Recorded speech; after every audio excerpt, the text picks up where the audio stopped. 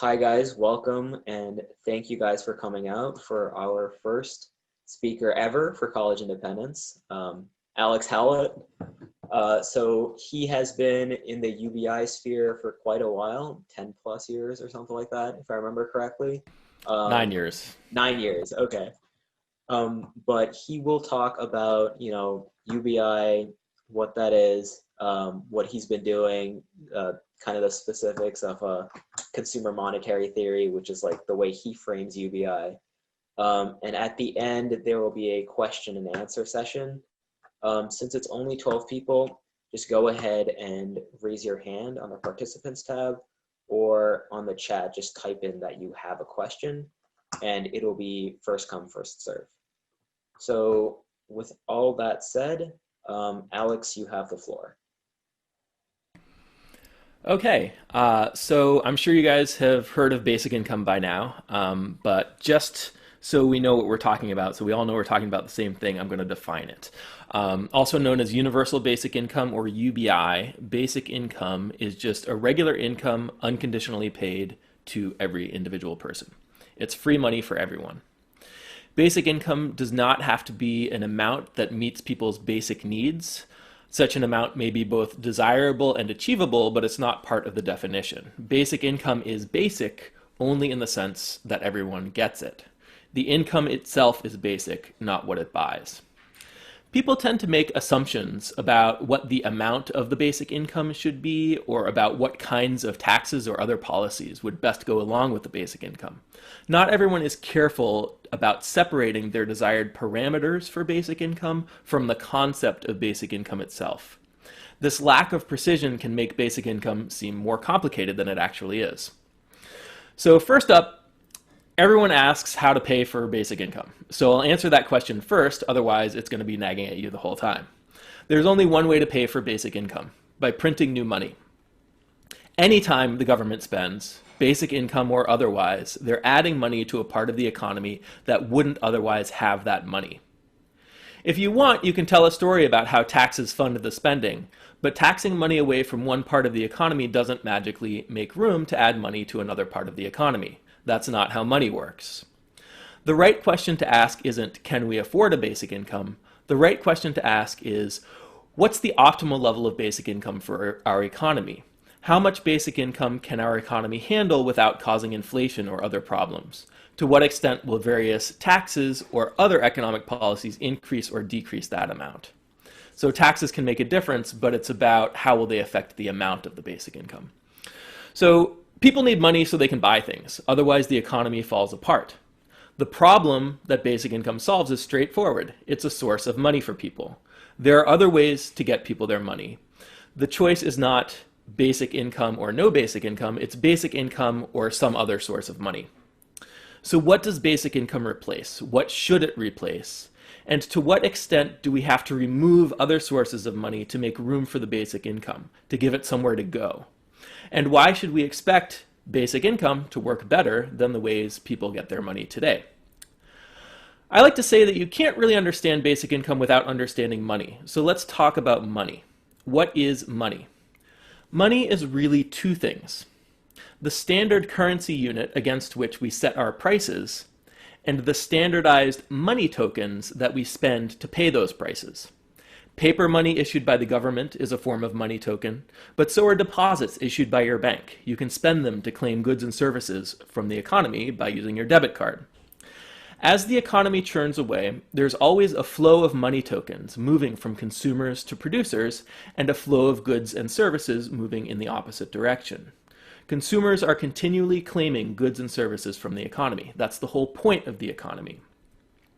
The amount of money chasing each individual good is that good's price, and the average amount of money chasing the average good is the economy's general price level.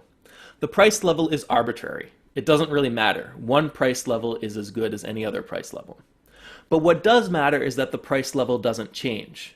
If the price level moves around, then the currency unit isn't going to be a very useful pricing standard. How can we set prices in dollars if we don't know what a dollar is worth? If the value of a dollar bounced around too much, we never would have chosen it as our standard currency. And if it gets bad, we'll switch to a different currency even today. In the real world, some people argue that a small amount of inflation is actually good for the economy. The Fed targets 2% inflation. But by allowing some inflation, we're sacrificing some of the effectiveness of our pricing standard in order to get some other perceived benefit. Whether this is worth it is debatable. For today's purposes, let's assume that zero inflation is the ideal. The way we achieve zero inflation is by ensuring that the flow of consumer spending remains balanced against the flow of economic output. If one flow increases or decreases, the other flow must adjust along with it. Importantly, inflation is not about the amount of money in the economy. It's about the flow of money through the economy. It's not the case that there's just a certain amount of money circulating and that the mass of money simply flows in a circuit. Instead, as I said, money flows from consumers to producers. It has a source and a destination. The money tokens flow like a river through a water wheel powering a factory. Money accumulates in such a way that it disappears from the productive economy. It must be continually replenished. Basic income can be the source of that replenishment, the source of our economy's money. Our current source of money is the private financial sector. Instead of printing money directly and handing it out to people in the form of basic income, we use monetary policy to stimulate the private financial sector to push money to people through otherwise unnecessary jobs. We'd be printing money either way. The difference is that we're currently getting the private sector to print our money for us.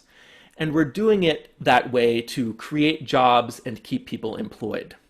So I would say that even private sector jobs largely constitute government make work in disguise. That's what happens when you distort the labor market away from efficiency. In an efficient labor market, jobs only exist because we actually want the product of the labor. The labor market is supposed to be a market for getting people to do things, but we're using it as a tool to push money to consumers. We're forcing people to spend their time unproductively as an excuse to pay them. Why not just hand them the money instead? That's what we do with the basic income. If we increase the basic income high enough, we'll eventually reach a point where we're no longer using the financial sector and jobs to get money to consumers. More concretely, the higher the basic income, the more the Fed can tighten monetary policy. To the extent that we're currently overstimulating the financial sector to prop up consumers and to prop up the price level, basic income gives us the freedom to not do that anymore. The question that I asked before is, what's the optimal level of basic income for our economy? How much basic income can our economy handle? What level of basic income prevents us from distorting markets away from efficiency? And then we can ask, to what extent will various taxes and other economic policies increase or decrease that amount? On its own, the concept of basic income... Wait, did I already say this? No. Okay, so why do we have a cycle of booms and recessions? Because we're overstimulating the financial sector to push money to consumers through jobs. So this is kind of a consequence of that. And this is why 2008 happened. It's why the Great Depression happened. With the basic income calibrated to its natural level, all that goes away. So if you get basic income to the right level, we don't have to use these other indirect mechanisms to prop up consumers and to prop up the price level. So I've also been asked to talk about the government independent basic income system blueprint that I designed back in 2015 called the Greshm System. I don't know if you guys remember this, but back then it looked like Greece might have to leave the Eurozone. They would have had to transition back into their own currency. Before there was Brexit, there was the threat of Grexit, the Greece exit, which never materialized. So back then I was thinking about how Greece could smoothly transition to a new currency, and I came up with an idea for how they could back the new currency against the euro, despite the fact that they were basically out of euros. The way it would work is that merchants would have to accept the new currency, we can call it the new drachma, at a fixed exchange rate with the euro. But then the drachma would be convertible to euros only after a 30-day waiting period. And then every time you spend it, the timer, the waiting period on the currency gets reset. So the more people play hot potato with their drachma, the less we have to dip into the reserve of euros. People's distrust of the Bank of Greece would actually help strengthen the new currency. They would want to get rid of their drachma as soon as possible for fear that the central bank would not be able to pay up. This resets the timer. The same psychology that would normally cause a run on the central bank would instead help shore up the reserves backing the currency. And once Greece could print its own money again, they'd also be in a position to start paying out a basic income. Unfortunately, I didn't have a line to Yanis Varoufakis, the Greek finance minister, but it was a fun thought experiment, and I decided to just get on with my life. But it didn't take me long, about a half an hour or so, for it to occur to me that we could achieve something similar through a private company, and the Gresham System was born. The Gresham System implements basic income exactly the way the government would, by printing money, and instead of directly keeping the price level stable by balancing consumer spending against economic output, we start by pegging against the dollar, exactly how Greece would have pegged against the euro, and then we piggyback on the monetary policy of the Fed.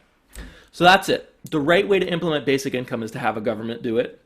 The Gresham System is just a hack to get around the government failing to do what they're supposed to do. In my world, the government is supposed to be paying out a basic income, and in the process, if I'm going to be honest, we would actually be kind of creating a new government with its own institutions to replace the government that failed to pay out a basic income. That's kind of like the ultimate eventuality if the Gresham System takes hold. You kind of become your own monetary authority and your own government.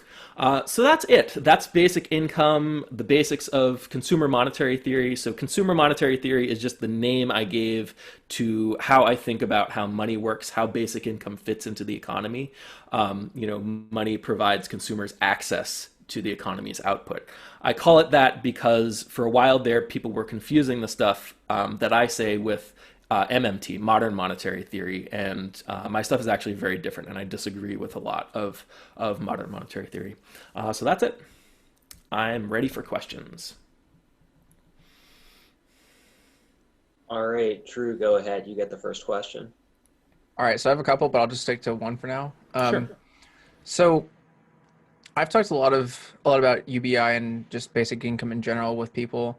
And one of the things that I had come up with a while ago that especially it came around to criminal justice reform and how we effectively do more punishing rather than sort of active incentives to mitigate crime. And I was wondering if you think that basic income could actually act as an incentive structure to effectively incentivize people not to commit crimes. So, for example, basically you'd be paying people and saying, so I guess a lot of crime would be coming from actual lack of having, and basically, I can't remember the term, but it's effectively it's like you have to steal to survive. And so I was wondering if this could be that plus like effectively we're giving you enough to survive so you're not having to commit a crime. That sort of didn't quite make perfect sense, but Yeah, no, that's a great question. A lot of crimes certainly come from desperation. And I'm going to start with a disclaimer that there are lots of important problems that basic income doesn't solve. It solves one big problem, which is providing money to consumers. So then we can ask, well, how many of the other problems do we see in our society are caused by the fact that consumers don't have a reliable source of money, or people don't have a reliable source of money? And I think you're right. I think this is one of those things that's potentially more broken than it needs to be because the way we get people their money is broken. So if people are needlessly poor, then you see more crimes of desperation and that kind of thing. But there's kind of a whole gamut of problems that are caused by the fact that this one fundamental thing is broken. okay, cool. Thank you. Yep.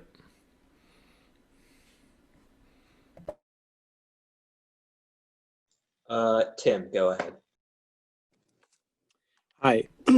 So my first question is, how does can you get more into how UBI fits in the inflation mechanism and how it would cause,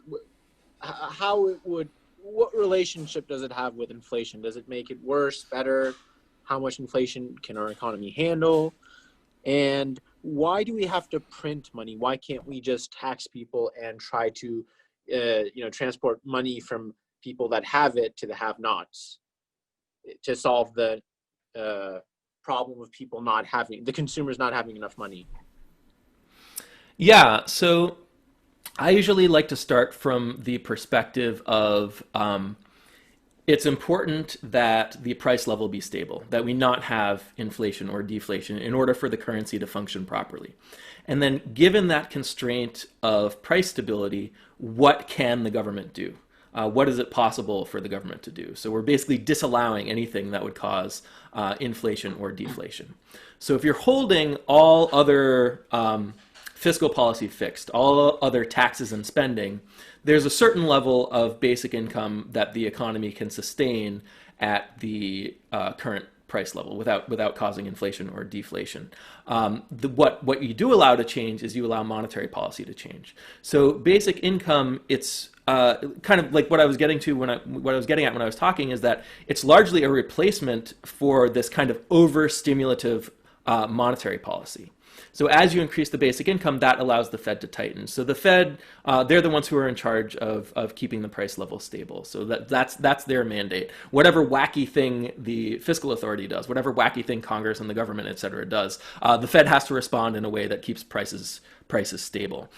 So if the government starts paying out more basic income, that allows the Fed to tighten. And in terms of the printing money question, I really like to describe it as all government spending is printing money, because we can look at the government as kind of this black box, and it does its taxing and it does its spending. But if it's a black box, there's no kind of logical relationship within the inner workings of the government, because we're not allowed to see the inner workings of the government, that ties the taxing to the spending. So we know from real life, the government runs deficits. We know that that's possible. And the constraints on, if our constraint is a price stability constraint, then the question is, how does the taxing and how does the spending affect the price level? And then that determines what you're allowed to do, rather than trying to tell a story about how the money that the government spends really came from taxes or something like that. So I don't know if that answers your question 100%, but the printing money thing is partly just a matter of framing. It's saying that when the government spends, they're adding new money to the economy, because just the fact that you took money away from Bill Gates or Jeff Bezos or something like that, that doesn't mean that suddenly there are more hamburgers for people to buy at fast food restaurants, right? In order for there to be more hamburgers for people to buy, the fast food restaurants would have to have the capacity to produce those hamburgers, and taking money away from Jeff Bezos isn't going to magically create that capacity. And by the same token, so taking money away from Jeff Bezos isn't going to create the capacity, and if the capacity is there, you don't need to take money away from Jeff Bezos, because you can just hand people the money so they can buy the hamburgers. And the important thing to remember is that inflation isn't about the amount of money in the economy. It's about the money flowing through the economy. So when I spend money to buy the hamburgers, the hamburger producer is people like to accumulate money. If rich people didn't like to accumulate money and they kind of spent all their money back into the productive economy all the time, then you'd have this situation where there's a certain amount of money and it's just circulating and it gets exactly back to where it started again. But that's not how the real economy works. The real economy, money accumulates, and once it's in the hands of Jeff Bezos and Bill Gates, it's as if it's not in the economy anymore, so you can replace it. Now, if you wanted to, you can tell a story about, taxes funding government spending, and you could line up taxes with spending, but you might not, that constrains what your optimal results might be. You might not get the best outcome for people in general, for poor people, or even for economic efficiency, because if you try to balance taxes with government spending, then maybe the government isn't adding enough money to the economy directly, and you do have to kind of do this thing where you use the Fed to print money in the private financial sector. Because remember that new money is being created and added to the economy at all times. The question is whether we want that money to be backed by private debt in the private financial sector, which ends up becoming really unstable and then collapsing, or whether we want it to be backed by rock solid government debt, because there's only one borrower and one source of credit, and it doesn't have this kind of brittle web of interconnecting debt that can kind of collapse on itself. Yeah, I guess that's a long answer, but those were good questions. Sorry, thank you. Yep. I think Drew had his hand up first, so you can go, and then after that, Joe, you can ask a question. Hi, yeah, so I just wanted to clarify one quick thing. So you said that consumer spending caused the '08 crisis. I just wanted to know if you could clarify that, or what you meant. Right. So it's not that consumer spending created the '08 crisis. It's that a lot of private sector borrowing created the '08 crisis. You know, it was a buildup of debt in the private financial sector that eventually collapsed on itself. But the reason we had that buildup of debt was because we were using monetary policy to stimulate the creation of more debt in the private financial sector. And the reason we were doing that was to prop up consumers and to prop up the price level. If you use the basic income to fund consumers directly, then you can rein in the private financial sector and you don't have these asset bubbles anymore. So your concern is more of the sort of unregulation of the private sector rather than having sort of a centralized government that's going to be doing all of the sort of debt or dealing with all the debt rather. Well, it's not a matter of regulation. So either way, you know, in both versions, the real world and my ideal world, the government is ultimately controlling the amount of money in the economy. The question is whether they're doing it directly or they're doing it through monetary policy and indirectly through the private sector, right? So the government is doing it either way. It's just a matter of whether it's hiding behind the private sector in order to do it, if that makes sense. I think so. Yep. Joe, go ahead. Hey, so as everyone knows, there's been a lot of talk about the stimulus checks that the government has and hasn't given out to varying extents. Do you think these talks of stimulus checks are a good step in the right direction for achieving a universal basic income? Yeah, I think they are. I think, you know, something we noticed with the pandemic is that a lot of our jobs are not essential, right? Like this is calling attention to the fact that maybe jobs weren't the right way to get people their money. So certainly, you know, in 2008 we had stimulus checks as well, but people weren't drawing the connection with basic income, and now they are. And I think that's largely due to Andrew Yang kind of popularizing the idea, that kind of thing. I used to say that automation is merely calling attention to the fact that jobs were never the right way to get people their money. Now my line is, you know, the coronavirus pandemic is calling attention to the fact that jobs were never the right way to get people their money. So I do think, you know, it kind of, people notice that, hey, we can give people this money and it works and they can buy things, and, you know, maybe that's a lesson we can take into the future even after the crisis is over. So to follow up on that, so does that imply that not necessarily everyone should have a job, or like there's a limited number of productive jobs in the economy? Yeah, definitely. It definitely implies that. So if you think about the labor market, well, let me back up a second. Naturally, we spend our time in ways that are valuable to us. We do what we want to do with our time. The labor market is a market for getting people to spend their time doing something else. And there's a certain amount of labor, certain types of labor that need to be performed in order for the economy to produce everything it needs to produce for the people.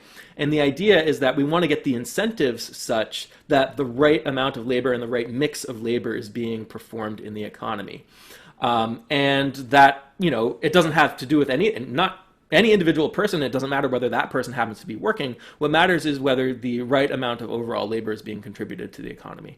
So we've kind of doubled up the labor market, and we're using it for not just allocating labor efficiently, but we're also trying to use it to push money to consumers. We're trying to use it to give people like meaning and purpose in their lives and stuff like that. But to the extent that we're using it for these two other things, we're sacrificing efficiency of labor allocation. All right, thank you. Yep. Tim, go ahead. Can you tell me more about the crisis that Greece has been facing for, I guess, about a decade now? Or I guess on a larger scale, Venezuela or a lot of the countries in the Middle East? And do you see Western countries, or specifically America, being close to achieving that amount of inflation as well? And what can we do to stop this? Or can UBI be sort of a remedy for that, or more like a preventive measure? Wow, that's a lot. So yeah, just try to like, jumble it all into one ball. Into one simple answer, yeah. So I think I'm not an expert on Greece. I actually haven't been following them that closely. I was back then, but I know a big part of it was that Greece is part of the Eurozone. So there's a tension in the Eurozone where the fiscal authority and the monetary authorities are not at the same level. So here in the United States, the Fed has to respond to whatever the government does. In Europe, in the Eurozone, the ECB is the central bank, and they sit at a level above the individual governments. So if Greece needs to do something, run a deficit or something like that, the ECB doesn't just automatically accommodate that the way we have here. So you have countries, with very different economies in the Eurozone, and they all have to follow, they're all kind of subject to the same monetary policy. And I think that's ultimately kind of what caused the tension in Greece. And I think it's very different from what happened in Venezuela. What happened in Venezuela was you had this basically this kind of socialist regime that tried to take over all the private industries. And the main one of those industries was oil. So they had a pretty robust economy in like the 1990s, and then gradually they just became more and more dependent on exporting oil and buying everything from abroad. And they couldn't really produce their own food, other markets and stuff, since the government took it over, it became unprofitable to, have a dairy farm or something like that. And so you've got this very brittle situation where you're depending on this one export. And then in 2014, I think it was, the price of oil increased. And you might not know this about Venezuela, but their oil has a very high sulfur content. So it's very expensive to refine. So when the price of oil went up in 2014, when it spiked, Saudi Arabia could still profitably sell oil. Venezuela could not sell their oil anymore. So they had an entire economy that was dependent on this one thing that was no longer profitable. And certainly it was made worse by the fact that they didn't have markets. If you have markets and you have price mechanisms and stuff like that, you can at least maybe start to build up something in response to that crisis. But instead, they kind of doubled down on the government control, and they were unable to get out of it. And even if you have all of this bad stuff happening, you don't have to have inflation. You just have to admit, hey, we're really poor now. Our people can't have as much money. And then you can stabilize the currency. But they did the opposite of that. They said, oh, prices are going up. We need to give everyone more money, that's how you get hyperinflation. So that's kind of what happened in Venezuela. Very different situation from Greece. In the United States, I don't think we're really in any danger of anything like what happened in Greece or what happened in Venezuela. I don't see that as a problem or a potential problem. Okay, Ethan is next, then Drew, then me, then Joe, then Amy. So slew of questions. Hello. So you've mentioned in some earlier questions, it's come up your argument that you seem to look at jobs more as a way to get people money than I'd say just like the average layman would think, just like, oh, it's it's what you do because duh, it's a job. Yeah. And you argue that the coronavirus, the whole essential work, non-essential work, has demonstrated that a lot of jobs are not useful. This is an argument that I've more recently come across and still really don't buy that. I mean, obviously you can't just be like, this job is useful completely and this job is not. So you can't like put a percentage on supposedly useless jobs. But I just wanted to like almost like just kind of butt in and say that, the economy has gone down significantly during COVID-19 whenever we had to go to essential jobs. And then at least all the relatives that I have, which are admittedly in primarily white collar positions, but it's not like even with that, a lot of people have lost their jobs and a lot of businesses are no longer functioning. So I just don't really I was wondering if you could really just elaborate on the argument that a lot of jobs are not useful, because I just have never seen that. Yeah, I mean, I think you make a really good point that it's hard to kind of like identify an individual job. There are some where, it might be obvious or something like, did we need to bail out GM, or could we have bought all our cars from Japan or something like that? Maybe those are useless jobs. Yeah, it's more property of the market as a whole rather than a property of individual jobs. And I think there's a case to be made that a lot of the jobs that we have now are really, really useful. And my response to that is to say, okay, let's calibrate the basic income to its natural level. Let's feel out what the natural level of basic income is, and then take a look around and see which jobs are remaining. If you're right that it's, all the same jobs as today, then I owe you $5 or something like that.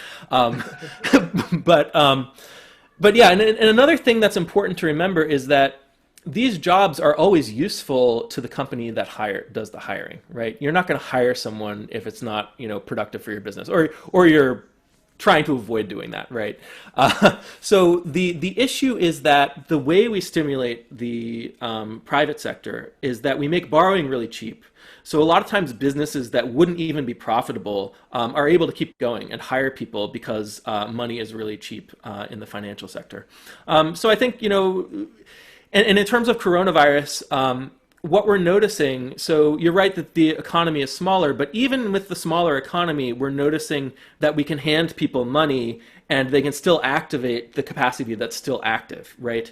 So that's something important to pay attention to too. In terms of how many jobs and which jobs are the useless jobs and that kind of thing, I'm not going to try to make a strong case for any of that. Okay, yeah, it's interesting to hear you say that, because I was always confused, like, why on earth are businesses hiring people to do useless jobs? It doesn't make any sense. They're not. It's useless businesses hiring people to do. It's useless businesses. Yeah, exactly. Yeah. Zombie Zombie companies even. Maybe. That's actually interesting. Yeah. Awesome. I think it's Drew, me, Joe, then Amy, and then I'm not sure if Tim forgot to put his hand down or if he has another question. Yes, So yeah, Drew, go ahead. 2 quick follow-ups. First of all, I'd actually talked to someone who was from Venezuela who had gone into detail about this, who had basically just said it was largely because of Venezuela's oil production efficiency dropping, even though they were investing more, and they basically kicked out a lot of the private companies that were actually the reason for a lot of that higher end efficiency. But all of that is true. Yeah. And then I think with the useless jobs, I sort of found them kind of ironic because they're only useful in the sense of they provide jobs for people. Otherwise, they wouldn't have them. So the use in themselves is to provide those jobs, I guess, and have money, which I feel like you could perhaps argue that, the more efficient way would be to have a system that actually provides money, like basic income, as you've suggested. But my question is, do you think that basic income, the way that you've sort of envisioned it, could be or could cause a severe devaluation of accumulated wealth among those individuals with any level of accumulated wealth? So anywhere from like a little bit of money saved to a large amount of money saved? Yes, definitely. So in a lot of ways, in a lot of different ways, actually, since a lot of people, their accumulated wealth is invested in the financial sector, if you've got, all these businesses that are suddenly now being subject to market forces and they're going out of business, that's stock prices going way down. There's a lot of people who are borrowing in order to buy stocks and other assets. If borrowing gets more expensive, they're going to have to sell. That drives stock prices down. And then another big one is the housing market, right? People need to live near where the jobs are. And that causes housing prices to go up. And people treat homes as investments, and mortgages are really cheap. So that drives up home prices as well. So if you introduce a basic income that's an income that's location independent, that gives people a lot more freedom in where to live. And you're gonna see probably some kind of housing market crash. Obviously, I advocate doing things that I don't want creative destruction. I want to maybe gradual, smooth creative destruction, but I'd want to roll things out as smoothly as possible and try to mitigate any sudden shocks or anything like that. But yeah, certainly there's a lot of money that's kind of going toward things that are a consequence of the economy being broken right now. Now, after the you can ask the question of what does the transition look like into basic income? Is there going to be some rough stuff? Hopefully we can mitigate as much of that as possible. Then you can also compare the two states of the world, the state of the world we're in now and the state of the world after we've already transitioned into basic income. In that state of the world, you would expect a robust and healthy stock market where the businesses that are the most profitable are the ones that are actually providing things that ordinary people, that benefit ordinary people. So when the people are the ones that have the money, the way to profit is by providing things for the people. So the short answer to your question is yes. but hopefully we can mitigate some of the disruption, and we'll end up in a better world at the end anyway. And I liked what you said about kind of the unnecessary jobs. And jobs are a cost, not a benefit. They're a cost to society. So anytime you hear any politician or anything like that saying, "Oh, this will create such and such number of jobs" or something like that, that is not a benefit of whatever that plan is. It is a cost, and we're putting it on the wrong side. It shouldn't be this positive bullet point. It should be like, oh, hey, we're developing all this green infrastructure, and guess what? We can do it all in an automated way. We don't have to employ anyone, and that should be what we're celebrating. But the reason we're not celebrating it in that way is because we're depending on people having jobs to get their money, and it's really holding us back from really making the economy as efficient as it could be. I like to say that automation isn't making basic income necessary, but if we have basic income, that will give us more of an incentive to automate, because now if you're calibrating basic income to kind of like the natural level for the economy, to the maximum level we can sustain, if you're eliminating jobs, that just gives people more opportunity for leisure, and it gives people potentially more money. If you don't mind, if I could ask a quick follow-up, which would be, what are some examples of useless jobs in our economy specifically? And then also, do you see, so one of the other big things that I've sort of talked about is as you gradually move towards automation and moving out of those certain needing fewer people in those sectors, you start to see the rise of a lot more what I call cultural jobs, which are like you can be someone who streamed something online, and 20 years ago no one would think that's viable, but now YouTubers, Twitch streamers, etc. So do you think that creating jobs that are sort of like cultural jobs in that sense, in art and such, do you see that as a useful job?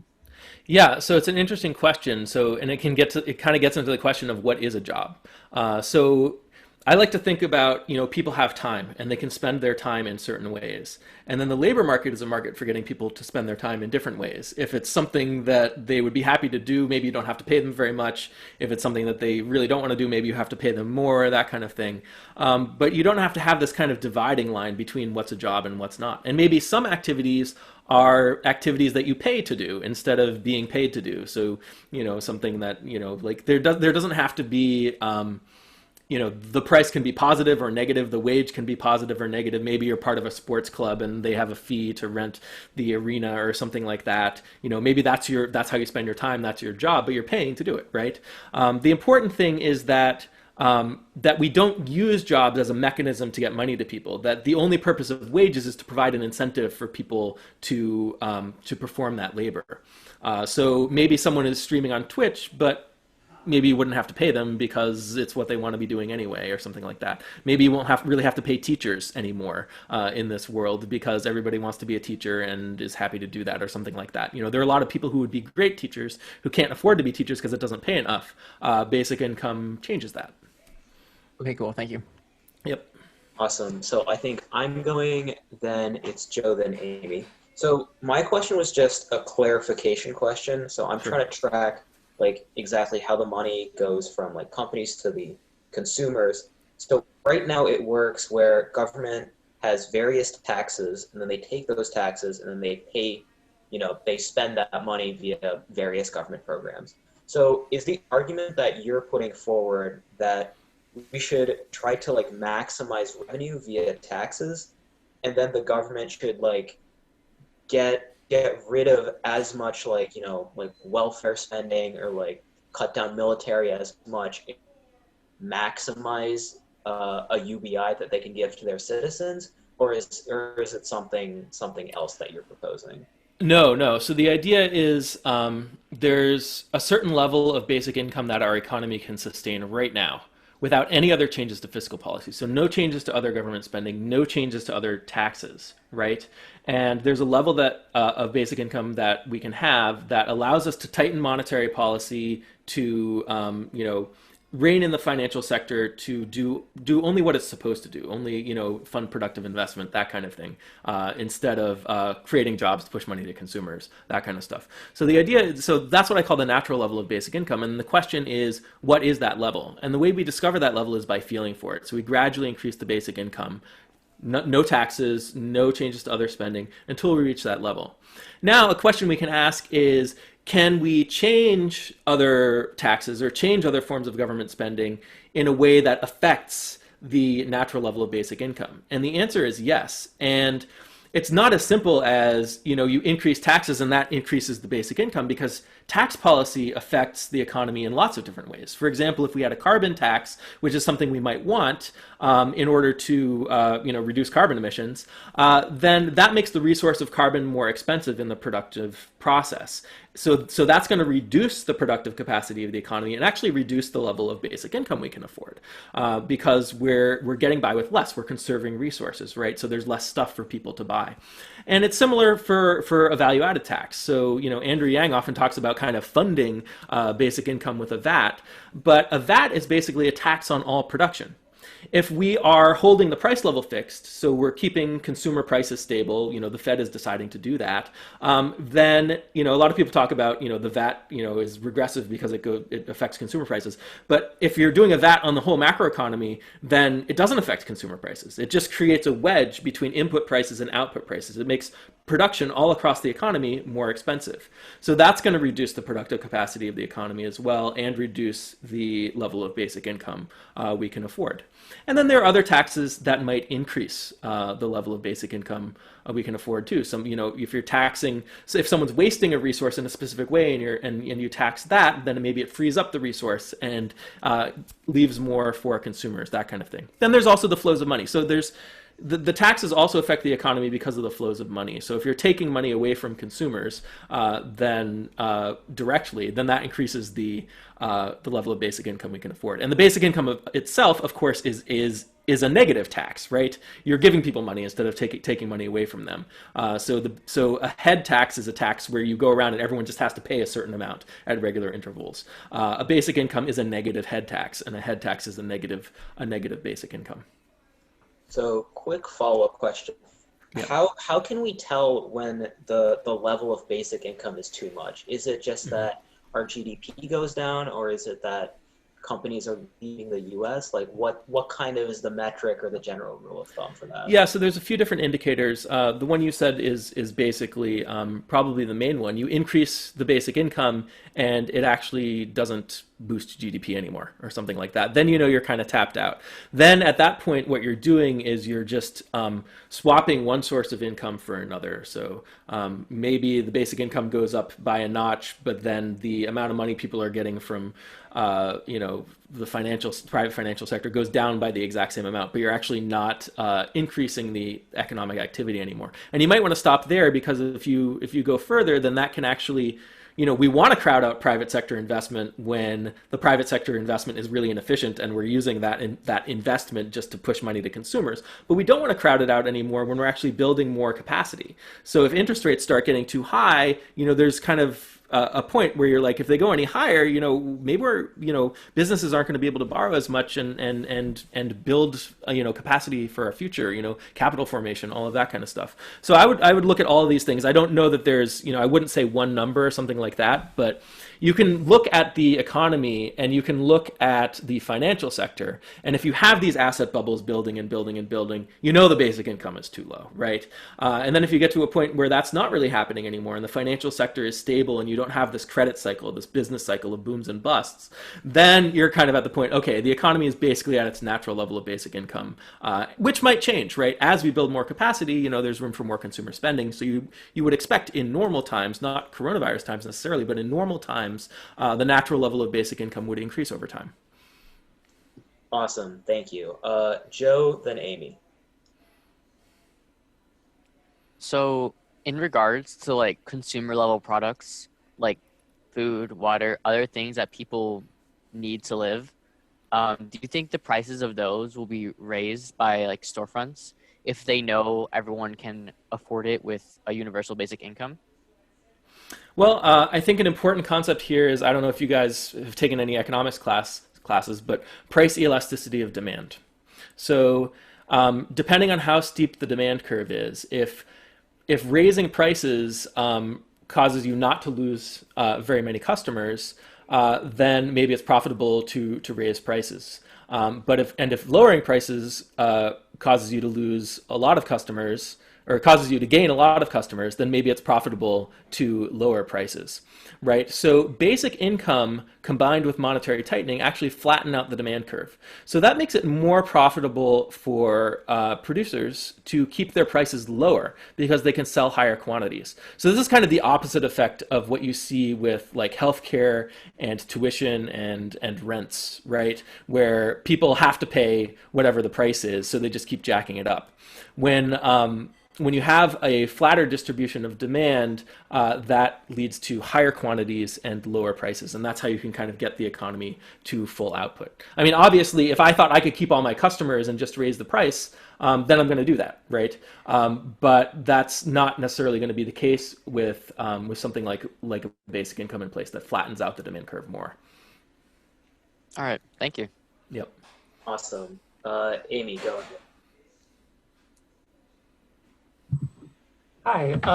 So I don't have super coherent thoughts on this because a lot of this is like above me. I don't know much about economics, but I was just interested in, because you were talking about a part of the reason you think this would be helpful is so we can get rid of jobs that aren't necessary, and people can, get their money in other ways. And I'm just wondering, as far as like,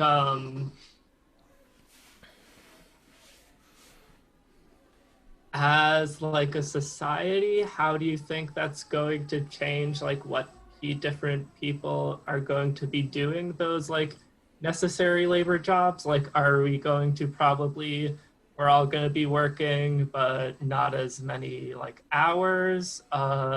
Is it going to fall on like a more desperate population who might need to and not be able to do, have non-labor related jobs or not have jobs? I'm just wondering like how you see like society changing and who does the remaining necessary jobs and how it's like divided, I guess. Yeah, so certainly in the transition to basic income, there's going to be a huge cultural transition in a lot of ways, right? But in terms of who would be doing the work, the important thing is to have the incentive such that enough work is being contributed to the economy, enough labor is being contributed to the economy, and I would imagine that some of that would involve some people. Maybe I don't want to use the word work because a lot of work is unpaid and people just spend their time working on what they're working on. But in terms of labor, in terms of paid labor, maybe some people would be paid less, some people would work less, some people might work more, or some people might be paid more. Like there might be some jobs that people really don't want to do, and the wages for those jobs would go way up. They're low now because people are desperate, right? But I don't think you'd end up in a situation where everyone's just kind of contributing equally or something like that, because that's not how incentives work. Different people have different preferences, and it takes a different amount of money to get someone to get different people to get off their ass and go mop the floor somewhere or something like that. So the ones you said the ones who are more desperate might be the ones who do the less appealing jobs.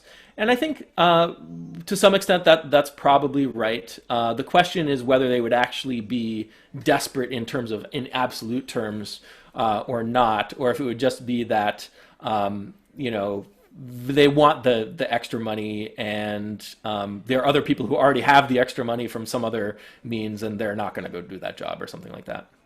All right, that makes a lot more sense. Thanks. Yep. Awesome. Drew, and I don't know if Joe forgot to lower his hand or if he has another question. Yeah, so I actually was going to ask a very similar question to Amy, but sort of shifting away from that then, what happens when you have, so in economics, obviously we know that it's very clear that people don't always act rationally. And so what happens in a society when, even though you have incentive structures to get people, like for example, like a fast food job is something that our society leans heavily on, so that just for whatever reason, I guess. What happens when, even though you're willing to pay a lot of money, and people still don't want to do it? So then you have a shortage of workers, but then you also don't have. I guess my question is, what happens when, like, do you see a lot of jobs just going away, like fast food jobs entirely going away because of a job that would be too expensive to maintain, because then food prices would go up, and it's also not there's not a high enough incentive for people to work there in the first place when they already have a basic income. So sorry, I sort of butchered that question, but it's basically the idea of, is there a sort of a pretty marginally large loss of jobs that we would both still want or still need, but then also, because people either act irrationally or people just don't have the incentives to do it, that we lose forever? Yeah, I think that's right. Obviously, at the level of the macroeconomy, if we set the basic income at such a level that the price level starts going up because people aren't working enough, then we've set the basic income too high. We've calibrated it incorrectly. We've overshot the natural level of basic income, and then inflation will bring the purchasing power of the basic income back down to a level the economy can handle again. But in terms of individual types of jobs, yeah, for sure. So your example of fast food, maybe it creates an incentive for McDonald's to automate faster or something like that, and you just have one guy who's paid a lot overseeing the machines or something like that. But yeah, you'd see a lot of changes like that. Right. I feel like we already see that with, as minimum wage is going up in areas that's happening. You also see a lot more automation of like kiosks at fast food places, Yeah. and having people sort of cooking in the back rather than having a full staff in the front. Yeah, that's right. And with something like basic income, you could even see minimum wage go away. Like, what's the point of minimum wage, right? That's a symptom of the fact that we're expecting people to get their money from jobs, right? If we only cared about money as an incentive for people to spend their time doing something different, you don't need wage restrictions or anything like that. There's a whole possibility of how people might spend their time that falls somewhere between volunteer work and what would be considered minimum wage that's just untapped right now. Right. So you had mentioned like sort of forming like a new government to establish something like this. Is that, so you're essentially effectively you'd be creating your own sort of bureaucracy to create the price, all the price scaling and all the individual prices for every single thing, and every single job would be valued, and you just have this massive team of economists that's trying to determine this, and business leaders? Or would it just be sort of a small group at the top making these decisions? Because I definitely see a lot of issues if it's just some sort of small, yeah, definitely not. Infrastructure. That sounds like a terrible idea. I was mostly referring to having to, if we implemented the Greshm system, which is a basic income system that's independent of any existing government, then that entails becoming our own monetary authority.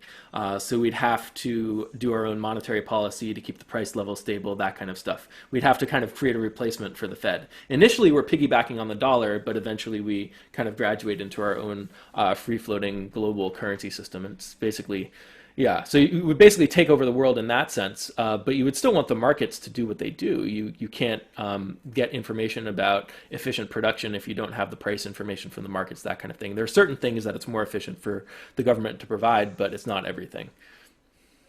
And sorry if one quick follow-up. Are you concerned about corruption in that at all? So for example, Yeah. I mean, massive lobbying now in Congress, which is a huge problem. People that already have their own individual incentives. So for example, people at the top having more incentives to change policies that make the system inefficient, and also they still line their pockets. And so you still end up with the same issue of people at the top that can sort of abuse the system. So is there a check and balance system that you have? Yeah, definitely. We'd have to worry about all of that stuff. This is part of why I'm not excited about doing it myself and hoping to leave basic income to existing governments. But anytime you have this kind of central authority who's making the rules or setting the policies for everyone else, or enforcing the policies for everyone else, then you run into that kind of stuff. And sometimes it's just like the most efficient thing to do is have a centralized authority, and you got to have a government, setting the laws and setting certain things, and you gotta deal with all of that stuff. But it's a headache, and I don't want to have to deal with it. All right, thanks. Yeah. Awesome. Frederick, I have a question, then Amy. Yeah, so I was wondering, this has been touched on a good bit, I think, but I wanted to ask like a little more directly, like, so with the inevitability kind of like the economy being taken over by automation and more jobs just being replaced by robots. So do you see UBI as like a like very strong way to combat just like massive class disparity and like yeah, basically the issues that will come with that? Yeah, so this is not how I generally frame UBI, and I don't think the kind of automation takeover is something that's inevitable. I wrote an article on my blog entitled "The Robots Are Not Coming," and I think the reason for that is because the level of employment has nothing to do with how much labor we need. It has everything to do with how many jobs we want people to have because we want to push money to consumers. So we're using economic policy to create jobs for people, and that's the status quo. And there's no reason why it can't continue. So if you talk to some people, especially on the left, they talk about things like a job guarantee program. So make the status quo explicit, give everyone a government job, that kind of thing. And that just if you do that, the robots are not going to take over if you just keep doing that. And we kind of keep doing that throughout history. Like automation is not a new thing. Technological advancement is not a new thing. We are making up jobs for people to do throughout history as we become more efficient. There's something called in economics called the productivity paradox, where people are wondering, well, why is it, we have all this technology, why isn't productivity growing faster than it is? It's because we're creating unproductive jobs as a way of paying people. So I would say, I kind of said this earlier, but automation, we see it. We see how powerful it is. But I would say that it's calling attention to the fact that jobs are not the right way to get people their money. It's not actually going to make basic income necessary, because the automation can't happen unless we let it happen. Once you have the basic income in place, that allows us to eliminate the jobs we should have been eliminating for centuries, that should have been automated away, right?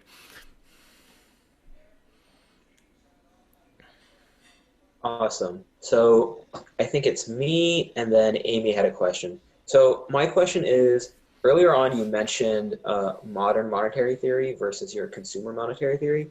So I was wondering if you could just, generally speaking, go over like the differences between the two, or like the problems you have with modern monetary theory. Yeah, so this isn't exactly fair because there's nobody here to defend modern monetary theory. So it's going to be a little bit of a biased take. But MMT was originally designed as an economic framework for understanding how to bring the economy to full employment. So there were some economic thinkers who were unhappy with how we tried to achieve unemployment. They thought, Keynes was onto something in the 1930s with involuntary unemployment. So it's a really employment centered framework. And the way they describe how money works is that money is fundamentally tax credits that are spent into the economy. So the idea is that the government says, I'm imposing a tax on you. You need to pay me or you'll get thrown in jail. And meanwhile, here are these things you can use to pay your taxes. We'll give them to you if you do work for us. So money is essentially a work-based instrument. It's a labor-based instrument. The idea is that the government creates unemployment by imposing the tax, and then they employ people by giving them the money that they can use to pay the tax. So MMT's entire framework around money is that it's this it's these kind of labor credits to prove that you've contributed your labor, or or maybe you traded it with someone else, but then you ultimately pay the tax. So money is tax credits. I do not think about money that way at all. I think about money kind of like I was saying, that it's the economy's standard of value. It's the tokens. Money is a form of debt. It's a form of government debt. And the promise that's being made is that you can claim a certain amount of goods and services from the economy. And the way we make that promise is by keeping the price level stable with respect to a basket of consumer goods and services. So that's the consumer price index. That's the promise that the government is making. And the government, of course, is collecting taxes in terms of the currency, but they're doing it for the same reason everyone else does, because that's the standard unit of payment in our economy. It's not that money is fundamentally a tax credit. So that's one issue I have with basic, or maybe that's a couple of different issues combined that I have with modern monetary theory. They also don't really believe in the power of the Fed. They don't believe that the Fed is able to rein in inflation. They think it should all be done through taxes. They focus on the, like earlier I was talking about the flows of money in the economy, that inflation is determined by the flow of consumer spending and the flow of economic output. They focus on the amount of money. And they talk about, well, how large is the private sector's balance sheet? How large is the government's balance sheet? That kind of thing. And so they're really focused on this kind of quantity theory of money approach. How much money is in the economy determines the price level. I do not subscribe to that. They're a little more... they actually kind of, I should take that back. They are still thinking about kind of the stock of money in the economy, but they're thinking about it in reverse. That economic activity kind of determines how much money gets created in the economy. But they're still thinking about the money stock and not the money flow. So that's more the Keynes perspective, money demand versus money supply. But both the money demand perspective and the money supply perspective in kind of orthodox economics is based on stock. How much... For Keynes, it's how much money do people want to hold, and then for Milton Friedman, it's how much money is out there. That's the supply versus the demand. Whereas I say, as with everything else in economics, supply and demand are flows. How much spending is there? How much production is there? That kind of thing. And then it kind of matches up with the rest of economics a little bit better. So I think a big part of what I disagree with MMT about is stuff that they agree with mainstream economics about, which is that, oh, we need people to have jobs. We need to bring the economy to full employment, that kind of thing. Awesome. I think, Amy, you had a question? I backtracked on my question because I wasn't quite sure how to word it. Okay. Oh, I can say one more thing about MMT, which is why sometimes people confused my thinking with MMT, which is that one of the most famous and most controversial points that MMT makes is that governments don't have to balance their budgets. And that's something I actually agree with.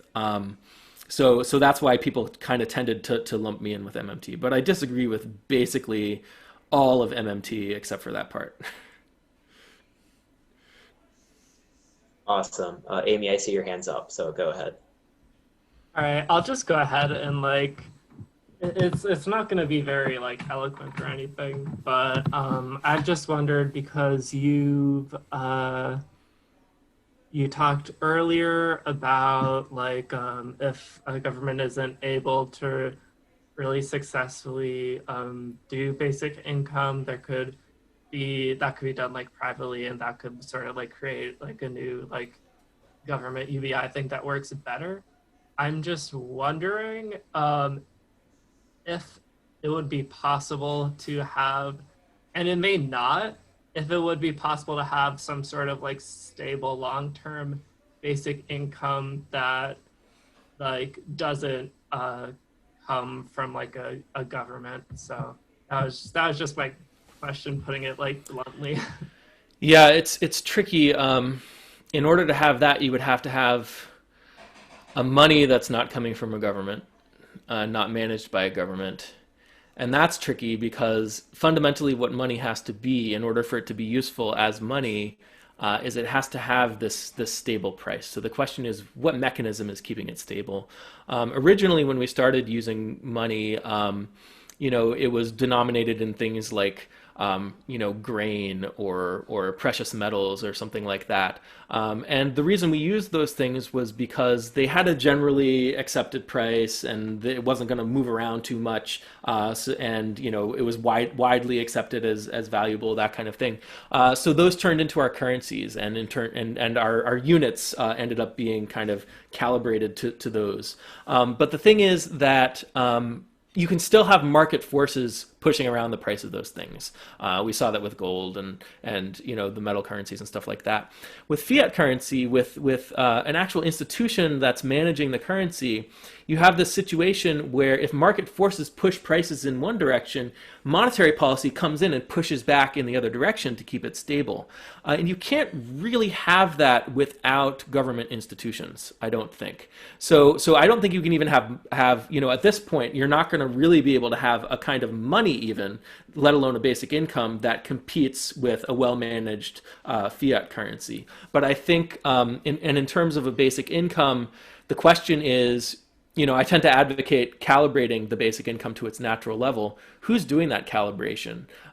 Even if you have some kind of automatic algorithm or something like that, it's got to be based on information. It's got to be based on prices in the economy. It's got to be based on decisions about what goes into the consumer price index. Judgments about what are the ordinary things that people buy that we need to keep prices stable relative to. So who's measuring those prices? That comes back to people again, and then who's making these decisions. And it's not something you can ever. There's always, if you automate one part or turn it into an algorithm, there's always the next level down. And this is the problem with cryptocurrency as well. If you look at something like Bitcoin, the fact that the blockchain is immutable and uncorruptible and something like that, that's analogous to like gold molecules being immutable and uncorruptible. That doesn't mean that when we used gold as our monetary standard that it wasn't hugely influenced by governments, and the actual money that we used was a superstructure of credit and debt that was built on top of gold. So there are IOUs denominated in gold and that kind of thing. Like, you're fixing one part of the picture, but you're not escaping from government. You're not escaping from institutions. If you want to have an actual stable money, you need those institutions. All right, thanks. Awesome. So we'll start wrapping this up soon. So we'll only take like a couple more questions. But Henry, you can go ahead. Then Drew, and if you have any like pressing questions, please raise your hand. Yeah, go ahead, Henry. Yeah, so thank you for your presentation so far, by the way. I'm enjoying it. All good, very interesting stuff. But as you were talking about with, we were just talking about like a long-term, like how would the UBI be carried out long-term? I know Alaska and their petroleum dividend that they've been doing for many years now, it's kind of fallen into this political pitfall now where a lot of people in Alaska are actually dependent in that way to, like at least a percentage of the population is a large percentage of the population depends on getting that petroleum dividend to afford like basic items and stuff. But it's basically there's like a political pitfall where there's like this constant debate as to how much it should be. And it's really become politicized.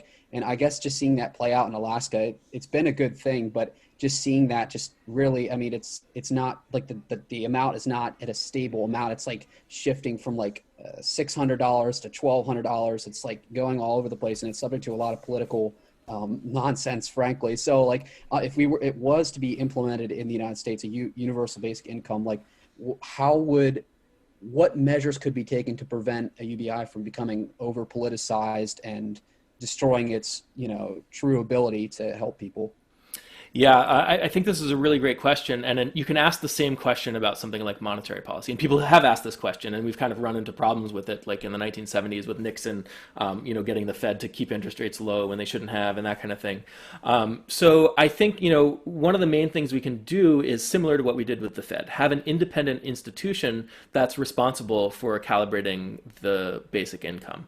So it wouldn't be as subject to the whims of politics. Obviously, there's no way to get away from it completely. But I think another important thing is that when we start implementing the basic income, or when we start introducing the basic income, we have the right theory behind it, and we have the right kind of goals behind it. Like we say, well, the economy has a natural level of basic income. We want to calibrate to that level. So at least we're clear on what the objective is, and then maybe politics might pull us away from achieving that objective, but at least it's written down like this is what we're trying to do. Alaska doesn't really have something like that. Their basic income is based on, oil revenue that's invested in a fund. And, like you said, it's subject to all kinds of politics. We can avoid some of that by at least having a clear mission of what we're trying to achieve with the basic income. And I just kind of want to comment on something you said at the beginning, which was that, people are becoming dependent on it, and that's part of why it's politicized. I want to emphasize that we are all self-sufficiency is inefficiency. It's very inefficient. If everyone was self-sufficient, we'd destroy the planet really quickly. We are all dependent on society, right? The question is, how do we want to be dependent, and in what ways? So if the government is forcing us to be dependent on jobs for our income, that's one form of dependence. And it's still dependent on the government. And if we're dependent on the government directly through the basic income, that's another form of dependence. And the fact that you have that form of dependence, that's, as long as it can be sustained, right? As long as the basic income, and this is kind of what you're getting to, as long as the basic income can be sustained, that's okay. But we have other forms of dependence that we have been sustaining for a long time, and there's no reason why we couldn't do that with a basic income too. Yeah, I agree with that. Thank you. Awesome. Drew, and we have space for one more question, so if anyone has anything pressing, please raise their hand. Yes, I just want to say thank you also as well for answering all my questions. I really appreciate it, and thank you for your talk. So, do you see? So basically, recently Jerome Powell effectively said that the Phillips curve is entirely ineffective because there's so little relation between unemployment and inflation now. And they've basically the Fed's been trying to get inflation above 2% and has been struggling. Do you see this change as something that would affect your ideas for basic income, and perhaps how you would either try to implement that, or maybe the changing nature of our current economy away from this sort of relation between unemployment and inflation? Yeah, I mean, I think the relationship between unemployment and inflation certainly depends on jobs being the way people get their money. So if people get their money through basic income and you're calibrating the basic income, that completely blows up the Phillips curve, right? Even if the Phillips curve still meant anything, it wouldn't mean anything Right. anymore in a basic income world. In terms of the Fed being able to achieve inflation, they've been below their 2% target, but I don't, if the Fed wanted more inflation, they could do it. Like, that's not a problem. Maybe some of their estimates are a little bit off or something like that. But there's plenty of things they could do. They could buy up more assets. They could blah, blah, blah, blah, blah. They have ways of throwing money at the economy and causing inflation. That's not a problem and never an issue. That being said, with the basic income in place, as you increase the basic income, that allows the Fed to tighten and maybe pull back from this kind of extreme position that they're in with zero interest rates and quantitative easing and all of that kind of stuff. And then Federal Reserve monetary policy might start to look a little bit more normal again, as interest rates are positive and, they can just do the old thing that they used to do before 2008. Right. When I think that, the insane levels of debt that we have now, especially because of COVID, have entirely exacerbated that situation with the Fed's balance sheet. And then I also think that it's, at least for me, it's this constant level of basically no interest rate. So there's this constant investment in stocks rather than any sort of other, opportunity that's perhaps more stable. And I just sort of wonder if that not only perhaps, I mean, it definitely incentivizes people within the actual stock market itself and, people with pre-existing investments, but then it also, I wonder if that's, it's sort of going back to one of my earlier questions of, people at the top being able to also then effectuate change that benefits them. I wonder if it's maybe, more behind the scenes stuff such as that, you would have to, when you actually like fully go through the establishment of the system that you would implement to create a basic income and how, you'd prevent that sort of checks and balances, or create the checks and balances rather. So yeah, that was just a little bit all over the place, but thank you. Yeah, I think you're right that incentives are all out of whack in the financial markets. I'm not too worried about the Fed's balance sheet because it can grow indefinitely. It can't shrink indefinitely, but they can do other things that are equivalent to shrinking it, even if it's at zero and stuff like that. So it's not like the Fed's balance sheet itself is unsustainable or unstable or something like that. It's more what about the private sector's balance sheet? How is that affecting things?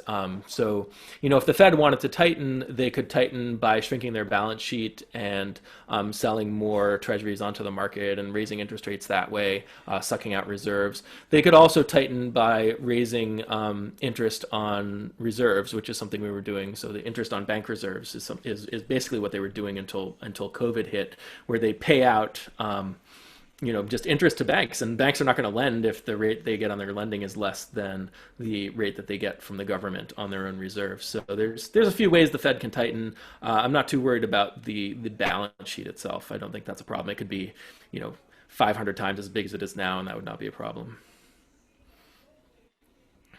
Other countries might have an issue with that, but yeah, I guess there's the actual economics, and then there's the perception of what matters, because they can, it's just a matter of what they do with respect to what the economy needs. Awesome. So with that, I don't see any more questions. We're going to end the event. Thank you all so much for coming. Thank you, Alex, for your speech. I think everyone here enjoyed it. Stay tuned for our announcements chat. I will be dropping the link to Alex's podcast. So he does a weekly podcast on Wednesdays, 7 to 9, right? Yeah, and it's open participation. So, or most weeks it's open participation, and on the weeks that it's not, we still get some participation from people, from the non-featured guests. So yeah, it's weekly Zoom chat that live streams on YouTube and also goes out as a podcast. Yep. And we will be releasing the recording of this meeting on our YouTube channel. We're just, going through the technicalities of switching our emails and all that stuff. So yeah, stay tuned for that. Thank you all for coming. And feel free to leave. Thank you. Yeah, thanks for all your questions, guys. They were great. Thank you for coming on. thank you for your time, Alex.